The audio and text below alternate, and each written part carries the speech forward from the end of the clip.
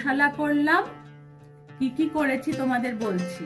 মেথির শাক করেছি বেগুন দিয়ে, মূলো ভাজা, লাল আলু ভাজা, নতুন আলু ভাজা, নতুন চালের ভাত, পেঁয়াজ কলি ভাজা, বেগুন পোড়া, ঘৃতকাঞ্চন শিম দিয়ে পোস্ত, ওলকপির ডালনা, মূলোর ঘন্ট, কাঁচা টমেটোর সবজি, ফুলকপির রোস্ট, বকুল পিঠে, নতুন গুড়ের পায়েস।